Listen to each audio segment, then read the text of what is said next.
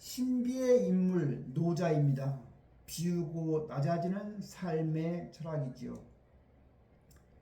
다중적 렌즈로 본 노자입니다. 사마천의 사기를 쓴 사람이지요. 바로 신비주의자입니다. 기록의 모함 81장 5천자를 남기고 함국간 너머로 호련히 사라진 주나라의 도서관장이었으며 도대체 어떤 사람인지 알기가 너무 어렵습니다. 브레이트히트라는 사람은 이렇게 말했죠. 노자는 바로 평화사상가라고. 노자가 남기고 간 이야기를 바탕으로 묘사된 인물입니다. 평화를 갈구하며 떠난 철학자이며 은둔자이죠. 한비자는 생존 전략가라 칭했습니다. 권모술수와 생존 기술의 대가이고 무엇인가를 빼앗고자 하면 반드시 먼저 주라고 했습니다. 강자와의 경쟁에서 살아남는 법이었지요. 천지불인 거대한 자연의 냉정함입니다. 천지는 만물을 사랑하지 않고 하찮은 것으로 여긴다고 합니다. 선택받은 특수한 백성만 편애하는 억압적 사랑이지요. 육아의 사랑입니다. 인의와 차별이지요. 노자의 사랑은 무의와 동등함입니다. 특정 대상을 편하지 않기에 겉으로는 무심해 보이나 대지의 모든 만물을 동등하게 품는 가장 공평한 사랑입니다. 절성지지입니다. 지식과 규범의 폭력성이죠.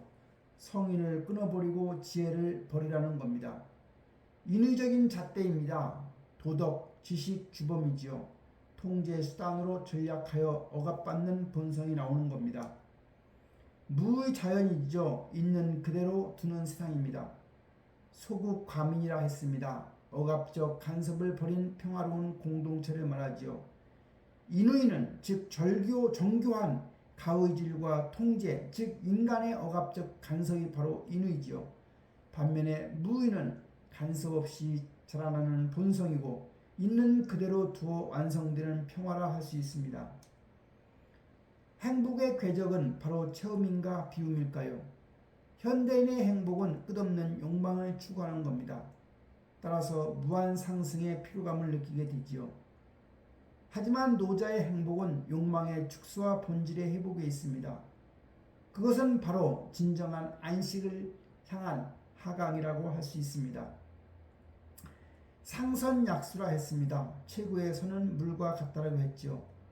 모든 사람이 기피하는 가장 낮은 곳으로 흘러가 마침내 만물을 품는 바다가 되어야 한다고. 목적을 버림으로써 목적 그 자체에 도달하는 승리를 안게 되는 거지요. 선리 만물 이불쟁 다투지 않고 이기는 길이 있다 했습니다. 투쟁과 이타심을 보면 수직 중에 상대를 무너뜨려야 하는 사는 경쟁을 투쟁이라 하고 부쟁은 다투지 않는 겁니다. 수평축의 오른쪽은 이타심입니다. 만물을 이롭게 하는 거지요. 반대는 이기심입니다. 나만 이롭게 하는 거지요. 노자의 포지션은 선리 만불 이부쟁이라 했습니다. 즉 다투지 않으면서도 생존하는 역설이지요. 마음을 비우고 즉 욕심을 제거하고 배를 채우는 본질에 집중하는 삶의 균형점을 지향하는 겁니다. 미추의 폭력성, 아름다움은 절대적인가입니다. 천하가 아름다움을 말하면 추함이 된다라 했습니다. 아름다움과 추함, 절대적 기준선이 없는 메비우스의 띠처럼 미추는 서열이 아닌 상대적 현상일 뿐입니다. 참된 솜씨는 형편없어 보입니다. 잣대를 버렸을 때 드러나는 해탈의 경지이지요. 추사 김정희의 봉은사 판전 현판을 예로 들고 있습니다.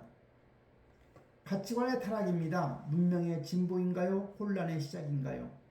돈은 만물의 근원이요 완벽한 순수입니다. 덕은 갈라지기 시작합니다. 이는 조각난 가치이고요. 의는 완전한 파편화지요. 예는 차별의 기준이고 인류사의 혼란의 시작이 되는 겁니다.